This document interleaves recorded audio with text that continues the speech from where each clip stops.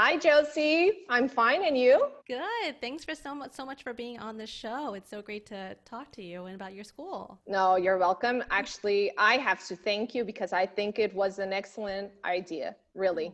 perfect.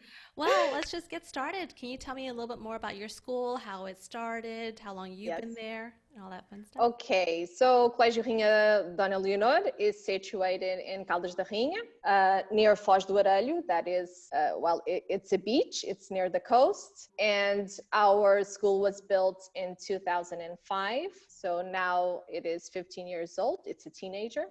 Um, I have been here since 2007. I am a Portuguese and right now I'm a Portuguese teacher and I'm the principal of the school. Our school has about 550 students from nursery to secondary school. So a very complete school. Can you explain what secondary, like how the grading levels are there? Okay, Okay. so we have nursery, and nursery we accept children, babies that are 1 years old and 2 years old, Wow. and then we have preschool that children that are 3, 4, and 5. Then we have primary school from first grade to fourth grade. So we're talking about 6-year-old students until they are 9, 10. Then we have what we call segundo ciclo. Segundo ciclo is fifth and sixth grade. And then we have what we call in the Portuguese system terceiro ciclo. So it's like a third cycle. And it's 3 years. It's seventh grade, eighth grade, and ninth grade. And then you begin secondary school. So secondary school is 3 years, 10th, 11th, and 12th. Then if you desire, if students desire, they can begin to work because they have a certificate. So the mandatory school system, they have finished it, or they can apply to university. So a family could just drop their 1-year-old child there and Yes. then pretty much raise them up until they finish school. That's amazing. Yes, That is yes, very yes, yes. uncommon here in the States. It would never happen like that. So, Well, it's something very specific of our school. You won't find many schools that have all of these scales, okay, in the same department. However, our school began only with fifth grade students, seventh grade students, and 10th grade students. So we have been growing. And we opened primary school. Then in 2009, we began to think about other types of other scales, right? And 2 years ago, we opened a nursery school. So now we have babies. wow, it's great that you guys are always thinking in advance for everything. So that's amazing. So I think one of the questions a lot of foreigners will always ask and wonder, why private? Why not public? Why not international? What could you compare and contrast everything for someone that might be interested in knowing more about all three? Okay. Well, I should say that, and it's my opinion, that in Portugal, we have excellent schools, public schools and private schools, international schools. So I think we do have excellent schools. Of course, there are differences from private school to public school. The first main difference is that in private school, we choose the teachers that we work with, just like a private, any type of job, right? In public schools, it's according to the state. The state chooses the teachers, so you can have a teacher 1 year, and the next year that teacher is in another school. So it's difficult. Yeah. So what we do here in Colegio Rainha Dona Leonor is for example, primary school. The primary school teacher that begins the first grade classroom, he goes through the whole cycle. right? So it's the same teacher from first grade to fourth grade. And that's great. That's excellent, because the work that you do with children is, it's excellent, because you get to know kids, you get to see them grow, and that's great. Right. It's nice. It's again, in comparison to the States, I think for us at least, we change teachers pretty much with every grade level. So it's Mm-hmm. nice that you get to kind of grow up with the same teachers and they kind of know your Mm-hmm. quirks and how you learn and all that good stuff. Because Mm-hmm. I know for my kids, if they had the same teacher, it would just be so much easier because you know who your Yes. teacher is and how they learn, Yes, you know? yes, that's right. It's completely different. For example, I'm right now teaching 10th grade students, and I began with this class when they were 12 years old in the 7th grade. So I'm Wow. with them now. This is the 4th year, right? So, well, you know what's, it's very special. It's like they can write an essay about anything, and I know them so well that according to the ideas that they write down and according to how they write their handwriting, I can tell you whose paper is it. Yes, and I think that that's something that here in Colegio Rainha Dona Leonor we value a lot. So it's very important for us, and I think that's something that parents also appreciate. And in these 15 years, we have I can really state with certainty that this is very positive for our students. That's amazing. Could you kind of go into detail what's the class ratio size for each class? And then do you have multiple classes of the same grade too? Well, in preschool, our groups are 3, 4, and 5 year olds. Okay. There are some schools that have classrooms only of three, with children that are 3 years old, but we have the 3, 4, and 5 altogether. Our classroom has about, well, we have uh, everything. We have classes that are, we have 16 students. In some classrooms we have 20, in others we have 22. So actually it depends. It depends. Of course, in the state school, classes can go up to 28 students, and normally we don't have 28 students in a classroom. Okay. So do you have one class per grade or is there a couple classes per grade usually? Yes, there are a couple of classes. For example, in preschool, we have 3 classes. Next year, we are going to have 2 classes in the first grade, 2 classes in the fifth grade, and hopefully 2 classes in the seventh grade. We're still, well, enrollments are still, applications are still arriving, so let's see. Okay, perfect. What percentage of children would you say are foreigners?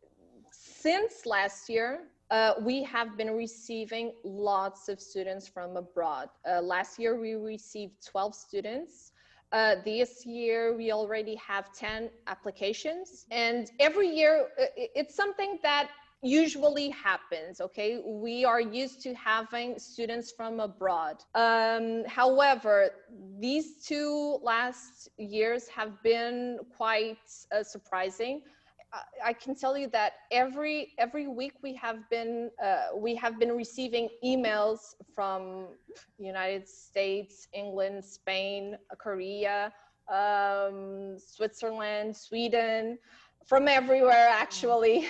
Yes, I think it's very positive. It means that people are very happy with our school, right? They appreciate what we do here, because normally when we ask them how did they get to know Colegio Rainha Dona Leonor, it's they went on Google, they Googled private schools in Caldas da Rainha, or and Colegio appears, or because they know someone that has their children here or had their grandchildren in Colegio Rainha Dona Leonor. So I think it's very good. Yeah, it's amazing because when I first discovered your school, I love the website and everything.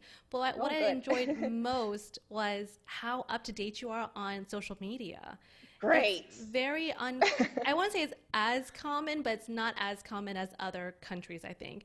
And you guys pretty much are posting daily, and it's very Yes. interactive what you're posting. It's Yes. so amazing Yes. to kind of get an insight on how your school works, because when you're posting daily, you kind of see all the activities. I think one of the posts I saw, you guys were, maybe it was Earth Day, maybe you guys are celebrating Yes. earlier with, Yes. Yes. the farming aspect. Well, Yes. little farming, but Yes. like the planting of the plants and Yes. harvesting and all that good stuff, and all the arts and crafts that you guys do at such a young age too. It's great to see, you know. Yeah, I think that's important because parents like to know what their children do, right, in a daily basis. So, of course, people that don't know us get to know us by social media, but especially parents get to know what their children are doing, and I think that's great also. Yes. Yeah, it's great. How does your school kind of help with expats, like the new families coming in? What do you guys typically do to Okay. welcome new hmm children?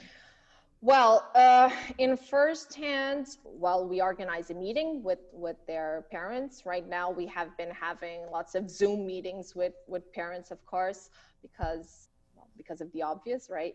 Right. And if it is possible, we suggest that imagine, for example, if you arrive in June or in May, we suggest that children begin private lessons before September, if that is possible, just for them to get used to the language, to listen to the language and some vocabulary. However, we do have Portuguese as second language classes that substitutes from the fifth grade up. It substitutes Portuguese classes, and we have a teacher. We have a teacher that always has this type of classroom, and they learn the basics. So the basics in Portuguese, and we, of course, this teacher is also aware of the curriculum of the other subjects, right, and helps them out. In the first semester, it is typical that a student maybe the student can't express in Portuguese, so if we have oral presentations, our teachers allow them to present in English, for example. Nice. Yes, they can bring their iPad or their phone to use Google Translator, right? Um, Testing also, they can in these first months they can also write it in English. And they can use a dictionary during the tests and other papers. And our students have been very, very successful. We have students that come to Portugal without knowing anything in Portuguese. So I think Hasn't been an issue. yeah, no, it hasn't been an issue. Of course, I won't tell you that it's easy, because it's not, right? Of Right. course, it's not easy for adults, but actually, I believe that it's easier for children. Yeah. And because our students are quite good in English, they never feel alone, because they easily communicate in English with their colleagues. That's great. How would the grading cycle work as when you first entered? Are the new foreigners graded on a different scale? Or- No, because they do everything similar to their to the rest of the classroom. Here at Colegio Rainha D Leonor, we look at each student as an individual. So sometimes we have students with special needs, and they have specific measures for their for their assessment, and it's the same thing. So sometimes they probably have a different test, but the grading is the same, and they manage very well. We have great students, really good students that have arrived in Portugal this year. Wow. Okay. Right now, everyone is speaking Portuguese. Wow. Yeah. I mean, kids are like sponges, so it's not not hard for them. As adults, it's a little bit different. But kids, they pick up everything on the playground, so it's everything. it's so easy. Everything. And you'll find that Portuguese are are nice people, very nice people, and they are, and of course, right now we're with this pandemic, it's different, right? But we do have a social life, and kids get to meet their classroom colleagues, families, and everything. They go out together. It's great. It's a nice family life that you guys have. Yes. So I know you kind of touched base with kind of helping with the Portuguese language for any newcomers who aren't familiar with the Portuguese language. How many hours a week would you say you set aside for kids to learn Portuguese? Okay. Normally 4 hours a week. Okay.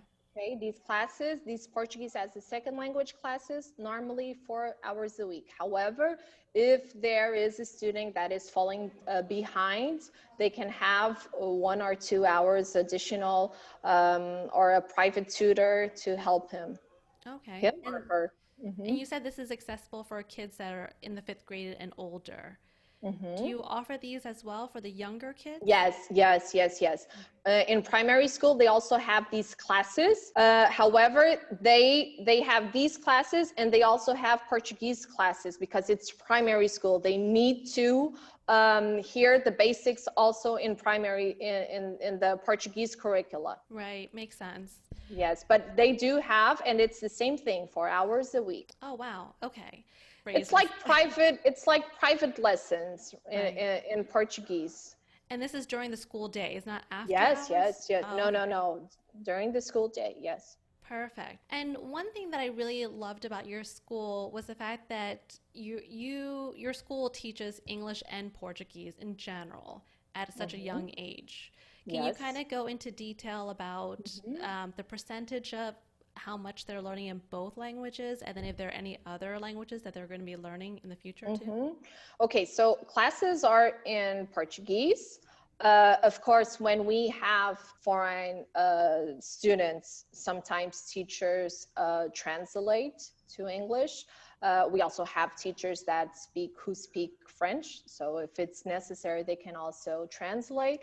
However, we do have English since preschool. So our English teachers teach English in preschool, in primary school.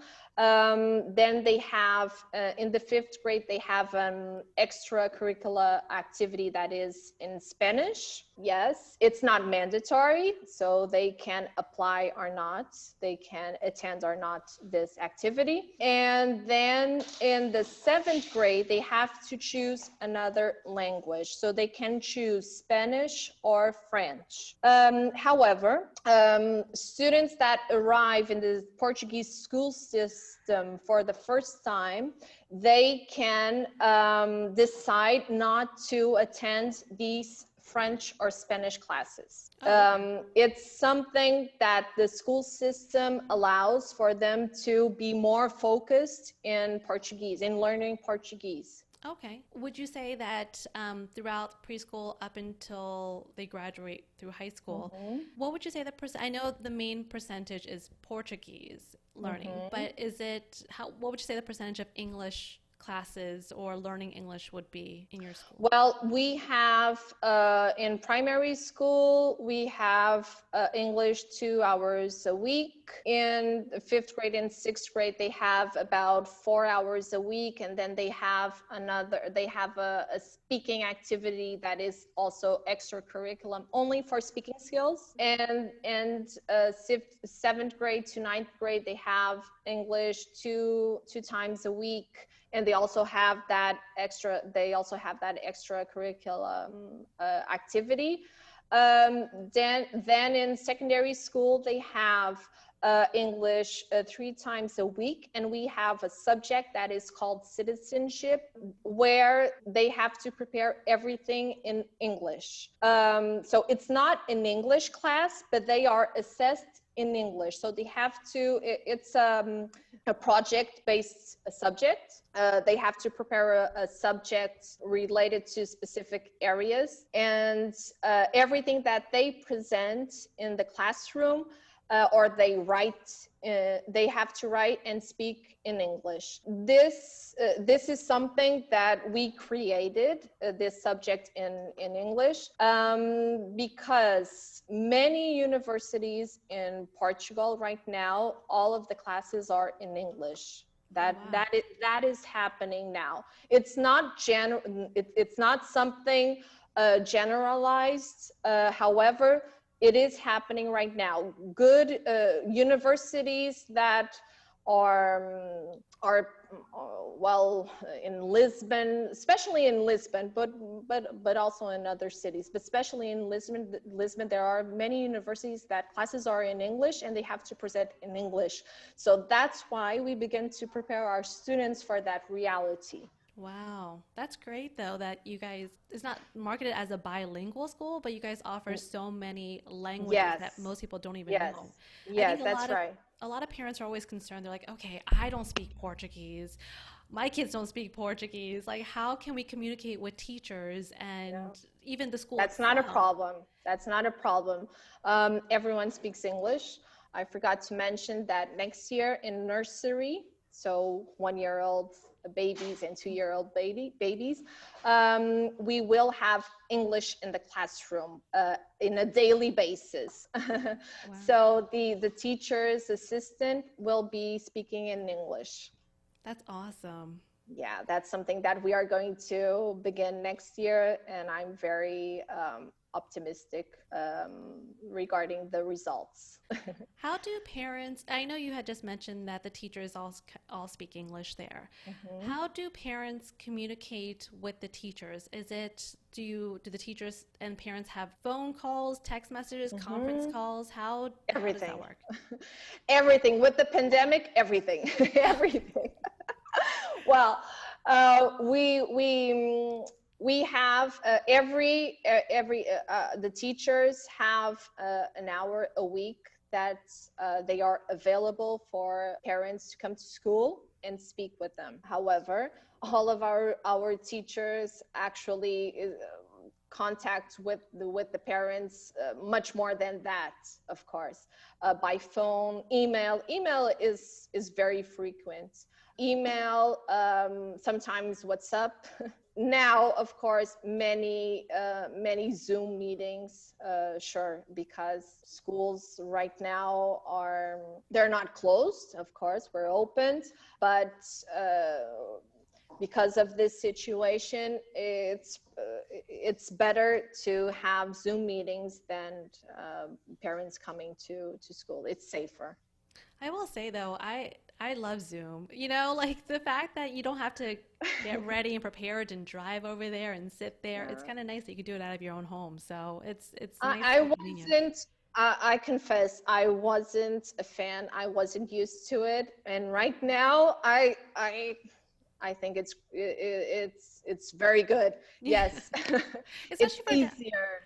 Especially for now, since with the whole pandemic situation, if a lot of parents, potential parents, want to chat with you or see the school, they can. It's easy. So it's easy. Yes, I have had many meetings like this. I show pictures of the school during the meeting. So yeah. That's awesome. It's simple. Now, like with most foreigners coming there and they don't speak the Portuguese language, how do parents help their children with their homework? Or is there a program where the teachers help them with the after-school homework that you can sign up for? Because I know that's a problem with my husband, for sure. Sure.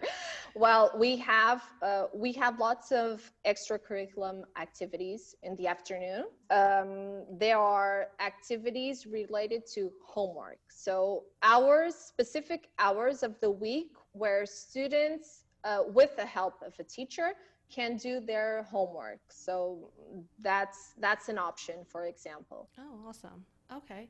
Can you kind of go into detail how the schedule is? Because I know Yes. the school Yes. schedule already is kind of long. I want to say from 9:30 to 4:30. Is that what it? It depends. It depends. Well, we have different schedules. For example, in nursery and preschool, we begin at 9:30. However, our school is opened at 8 o'clock. Okay, we open at 8 and we finish at 7:45 p.m. Wow. Yes. Don't tell me you're there all day because you're the principal, right? Not all day, but almost. Oh my goodness. Wow. So preschool and nursery begin at 9:30 and they finish at 4. Primary school students begin at 9 and finish at 4. Then they have extracurricular activities if they want that they can attend, or they can be at school just playing around because it's very important to play. Right. Now, in 5th grade, from 5th grade to 12th grade, that's different. So the schedule is different from class to class. We have schedules that begin, for example, at 8:30 and finish at 2 o'clock. We have schedules that begin at 9:30 and finish at 3 o'clock, and they have lunch here. And normally they have, from 5th grade up, normally they have 2 to 3 afternoons with no classes, only with extracurricular activities. Can you explain which curricular activities you offer at your school? Yes, well, we have sports, general sports. We have that particular hour to do homework. We have related activities. We have science lab. We have Spanish. We have speaking Spanish, and English speaking classes also, as I have mentioned before. We also have, in the end of the week, so Friday, the students go to the library and they watch a movie. Oh, nice. Yeah. So it's that moment where they begin the weekend and they are tired. So right. I know my kids will love it. So, with the sports, which sports do you offer at your school, and do all grades? Can all grades attend these sports? Is it offered to all grades, or is it only specific grades that the sports are offered to?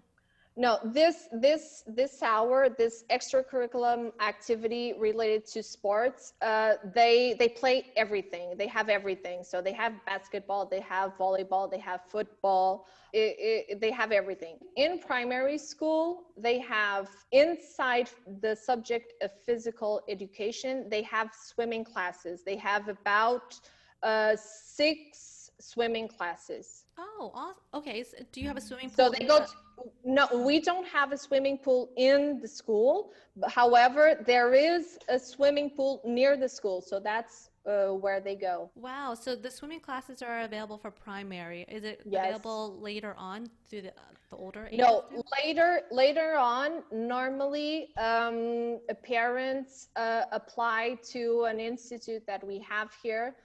There's well, it's not a swimming school because they have they also have basketball teams, they have hip hop, they have really lots of sports and activities. And many students go there. Oh, wow. Okay. Now, and we're kind of going to go into detail about the tuition, the cost at the end of the interview, but does it include all the extracurricular activities, or is there anything separate? Well, these activities that I have been talking about, all of them are included. The only thing that isn't included are what we call academias, so academies or clubs that are like cooking classes, for example, Kempo, like karate. Oh, Okay.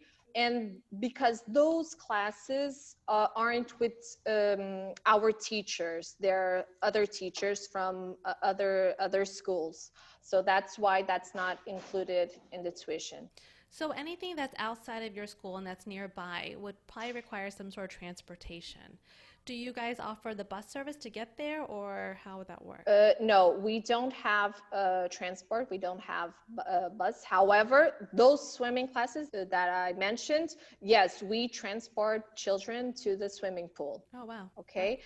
Of course, it's really very, very near. So in a sunny day, we actually walk. Oh, is that close to you guys? Wow. Yes, very, very, very close. I mean, Really. I was going to say, the city of College itself, it's pretty walkable. So I can only imagine Yes. things are very close in general. Very, very. Yes, yes. So as far as the meal services, how does your meal service work? And do you offer snacks, different varieties of meals? Okay, so it's different. We have two systems. We have meals related to nursery, preschool, and primary school, so until the 4th grade. And then we have meals from 5th grade until 12th grade. And how is it? So in primary school and preschool, we have fish and meat. So one day fish, another day meat, and the meal is decided by the school, okay? They have snacks in the morning, in the middle of the morning, and then in the end of the afternoon at 4 o'clock, more or less. From 5th grade up, they have 4 different dishes, 4 different meals that they can choose. Of course, they choose at home with their parents.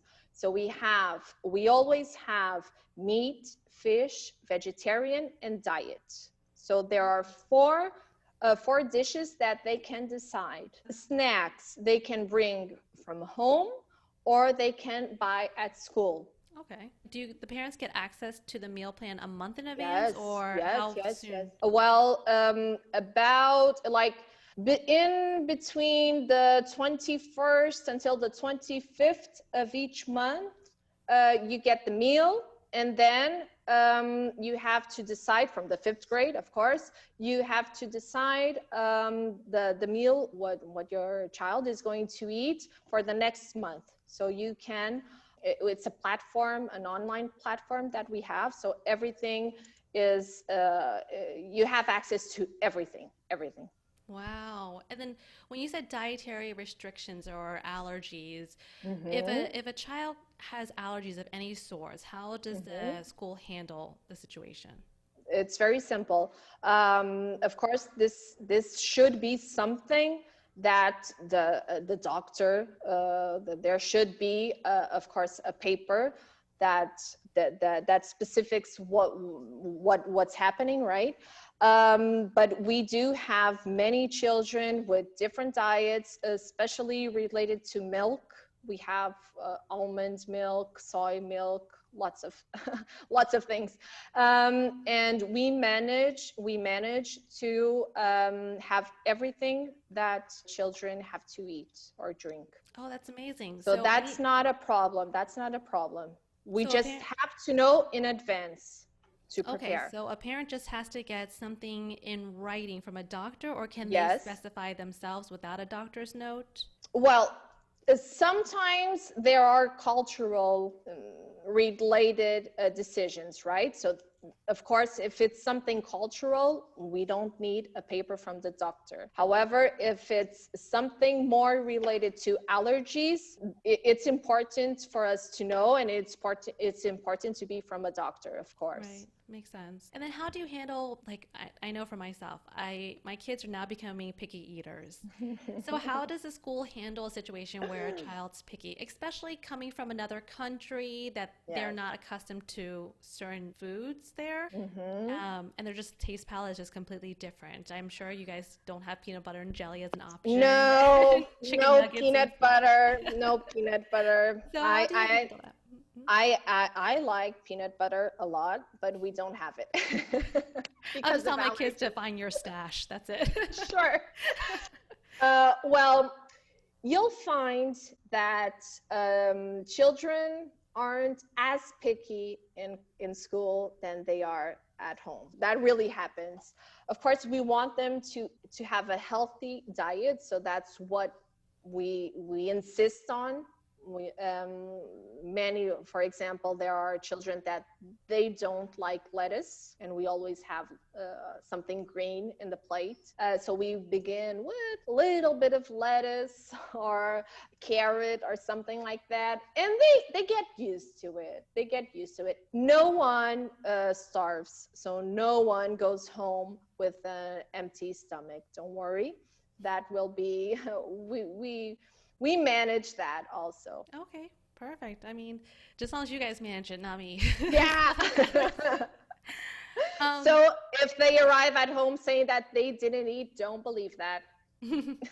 I know some places will charge extra for foods, or their meal service will be in addition. Does the enrollment and the tuition cover the meal service as well? No, no, no, no. That's another tuition. So that's not included in the academic tuition. Yes, Okay. meals aren't included. Okay. So I guess let's just kind of go into how the enrollment works. So let's just say someone's listening to this, or someone's researched your school and loves your school. How Great. does a parent enroll their child in your school, and what is the process like? Okay, so the easiest way is to send an email first. Of course, they can visit our site. Our site right now is in Portuguese, but we expect to have some contents in the future in English also. But the easiest way is to send an email. Normally, if it's someone from abroad, I will be answering them. And I will send all the documents and the link. There's a platform only for enrollments, and I normally help parents with that process. Okay. So I know you guys have a pre-enrollment, and then I believe an enrollment, and then when do parents find out? Because I didn't really understand the whole process of the pre-enrollment, then the enrollment. So if you want to explain kind of that. So pre-enrollment is during the school year. Okay, so the school year finishes in some grades, it finishes in June, others it finishes in July. So when school finishes, we have the enrollment. So we contact all the students that have a pre-enrollment. We contact all the parents so that they come to school and they finish the process. And that's when, actually you can do that before. Normally, parents like to begin to buy uniform in June, July, August, so they can begin September with everything that they need. But we have specific teachers that are responsible for that department, and they contact everyone in late June, okay? And you will come to school and finish the process. Okay, so the teacher is going to be the one that's actually contacting you to let you know that you have a spot in whichever class. Normally, unless it's a class that is full, normally we assure that before. We can assure that there is a spot in September. Oh, okay. So if someone were to be on a wait list, how often will there be a spot available? It's not usual to lose students during the academic cycle. However, there are students that move to another country or move to another city. So it's very, very important to pre-enroll many months before. For example, I remember your first contact, I think it was in November. Yes, yep. Yes, so that's good. That's good. Because if you pre-enroll early, it will be much easier to get a spot. Sometimes July, there are no spots available for the following year. So for older grades, because I know some parents will come over when their kids are a little bit older, like let's just say in 7th grade or whatnot. Do you find it harder to enroll kids at an older age, because the kids starting from 1 year old going upwards probably generally stay with the school? Would you find it's harder? Are you regarding having a spot or? Yes. Oh, okay. Well, it depends. In those grades that we have 2 classes, it's quite easy. However, in grades that we only have one class, it's more difficult. Yes. Okay, and just to reiterate, which classes are the ones that have two classes? Okay, so right now we have two classes in the first grade, two classes in the fourth grade, two classes in fifth and sixth, and that's it. Well, in preschool, we have three classes. Oh, okay. Okay. But right now for September, for example, our preschool classes are quite full right now, and we're in the beginning of May. Oh my gosh. Yes, So with a little baby. we're thinking about a fourth class right now. Wow. So you're going to be overrun with babies there.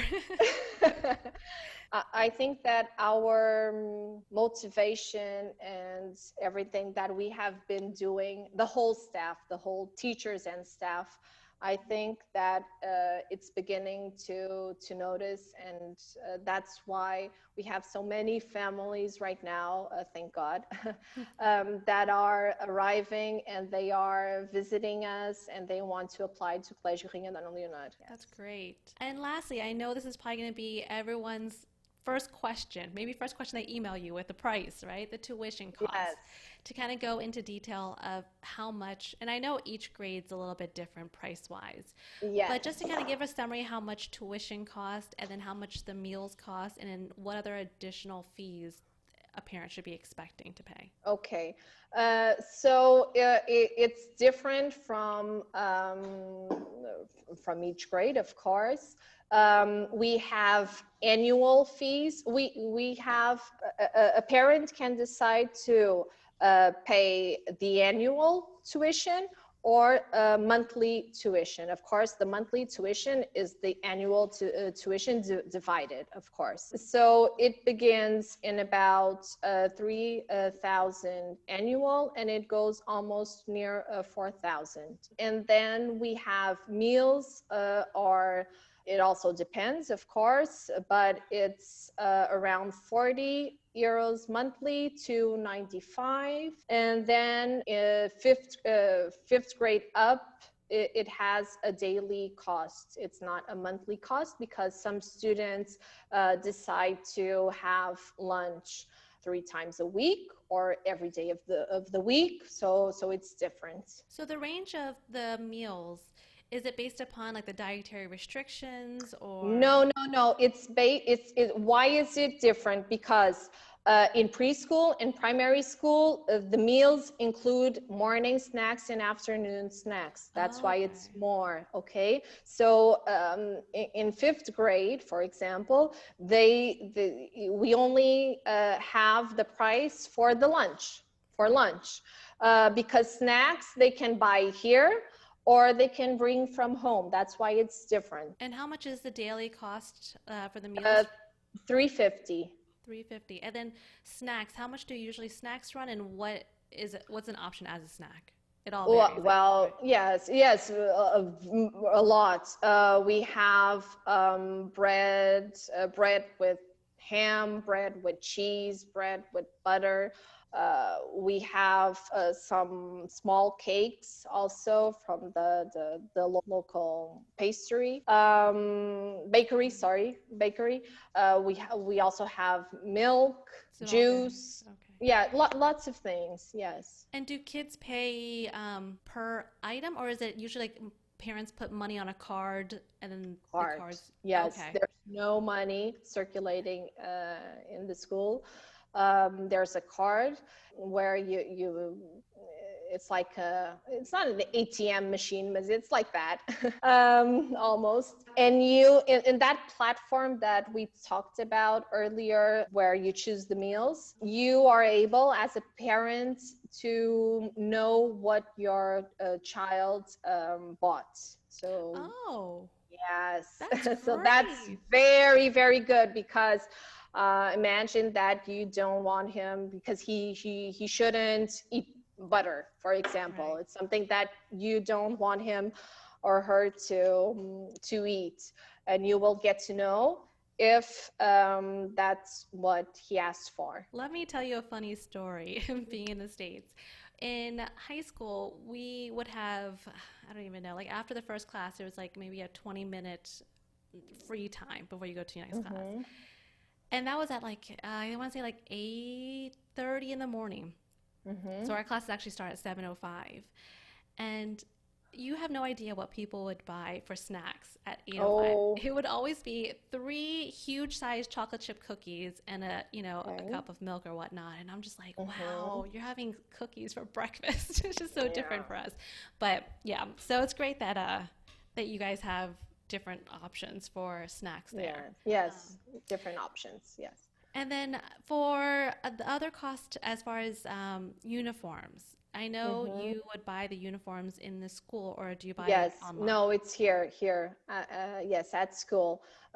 We have, the prices are also very different because we have t-shirts that are €9, €12.